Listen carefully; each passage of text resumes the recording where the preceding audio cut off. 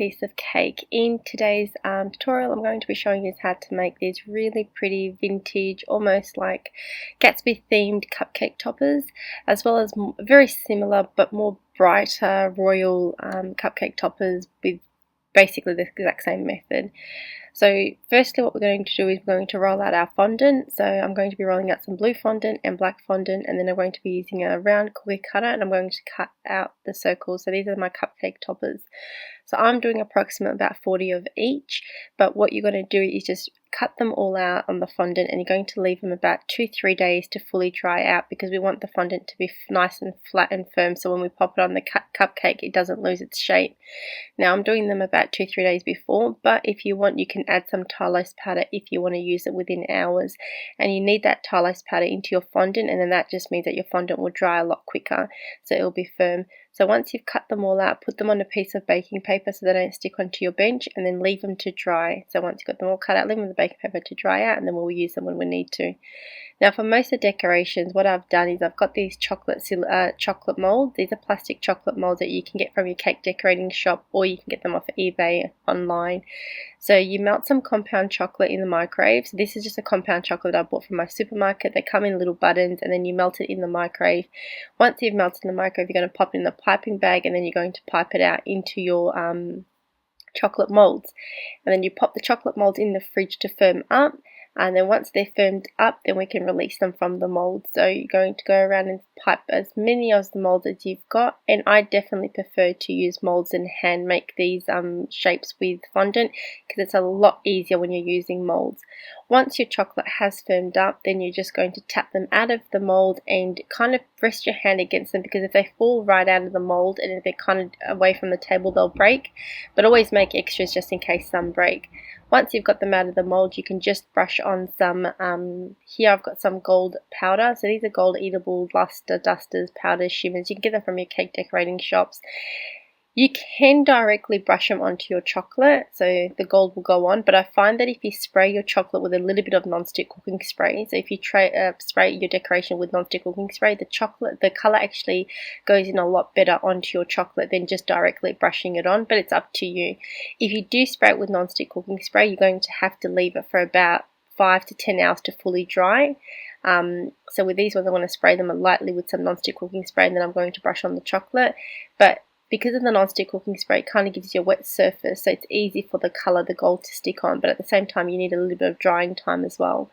So just going to brush on all that powder, and of course you can change it up and use any particular colour that you want. So this is pearl here, but of course whatever shade you're doing, you can buy the luster powder in many different colours, and then you can just use that to brush it on. If you're doing pink, blue, green, whatever colour you're doing, you can just brush them on and it's the same thing.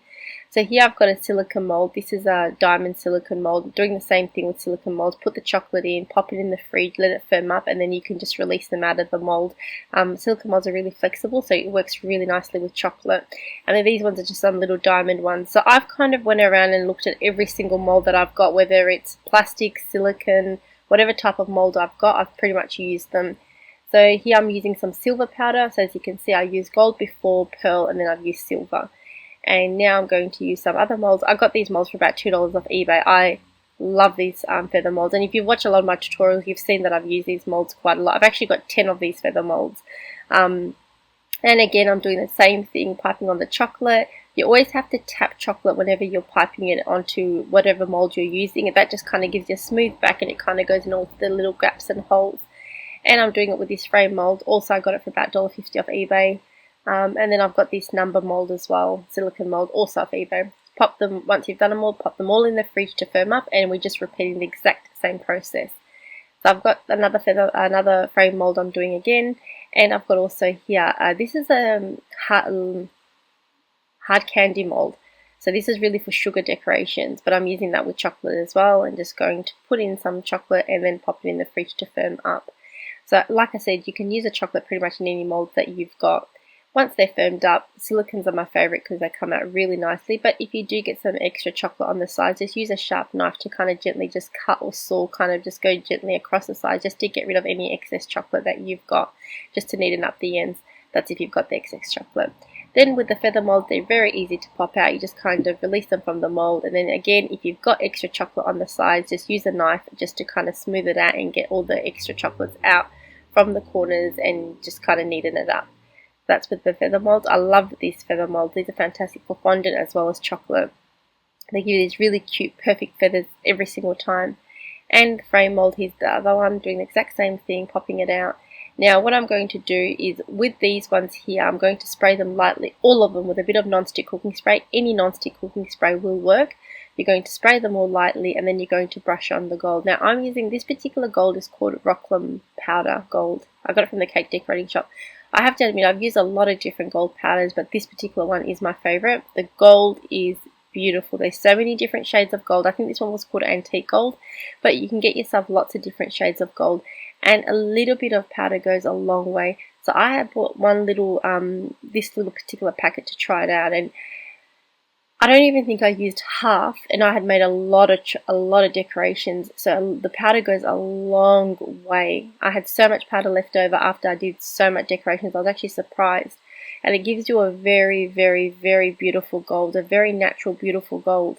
Now once you've painted everything, ideally you'd like to leave it at least overnight for that gold to set and dry because of the non-stick cooking spray. But because I don't have time to let them dry because of the recording, I'm going to use them straight away onto the fondant. But I'd highly recommend to leave it overnight so that gold dries out, because it's easier when you apply it onto the fondant. Otherwise you are going to get gold smudges onto your fondant, which makes it a little bit more messier and harder to work with. But like I said, because of the recording purposes, I can't leave them overnight to dry. So what I'm doing is just painting them on, and I'm going to use them straight away onto the fondant. So it just makes it like the gold kind of go everywhere. But as you can see, painting it on will take only a few minutes and you should be done. Once you're done, you're going to put a little bit of chocolate on the back of them, and then you're going to apply them onto the fondant. So a little bit of chocolate, and then you're going to glue them on the fondant pieces, and that chocolate is going to be basically our glue to support them on. So it's very, very easy at this point. You're just going to place wherever you want to, add a bit of chocolate, use that as glue, and then I stick them on. Don't pop them back in the fridge, they'll firm up. So you don't have to pop the chocolate to firm up onto the fondant in the fridge. Because it's a compound chocolate, it firms up in normal room temperature. But as you can see, because my gold has not dried, I am getting some gold around my black fondant, which makes it a little bit harder to clean off. Whereas if I had left it overnight to dry, I wouldn't have that gold dust going all over my cupcake toppers. Once you've finished it off, you can get, what I've done is I've melted a little bit of shortening, so a little bit of shortening into the microwave, into a bowl, and then I'm just dipping in my paintbrush into the shortening to clean out all those extra gold or pearl bits that I've got onto my cupcake toppers. And then you want to leave it overnight so that tackiness and wetness look goes away from your cupcake, from your fondant. So I've basically brushed it all off and cleaned it all off, and then I'm going to leave it fully overnight to completely dry out, and that way it won't be as obvious all the marks and stains that I've got onto my fondant. But if you had left them to dry, you wouldn't have to worry about this process. But if you are in a rush and you have to, then just clean it off with that shortening. So melted shortening with a brush and just brush it all off, and then once it dries out the fondant, you leave it for a good 5-6 hours for the fondant to dry out that shortening, and then you can use them. So as you can see with the black ones, I got that really nice antique gold, but with the royal blue ones, because it's for first birthday, this is for my friend's first birthday, she wanted more of a vibrant kind of bright gold. So look at the golds that you're buying, because they make a big difference to the end product. And then of course you can use them as macaron cupcake, macaron toppers. I use some of the diamonds on macarons, and you can add the decorations really to cakes, to anything. And then that's pretty much a chocolate cupcake toppers. So these recordings are done from my camera phone, so obviously they're very, very, very poor quality. It looked a lot nicer, a lot more beautiful in real life, and if I had a better camera on hand, but I've just kind of quickly recorded them off my camera phone.